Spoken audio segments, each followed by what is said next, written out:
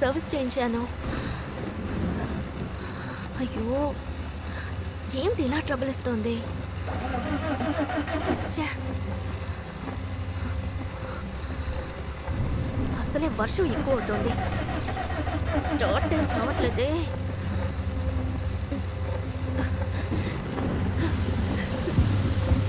ఛే! అయ్యో దేవుడా, ఏం చేయాలో తెలియడం లేదే. అబ్బా!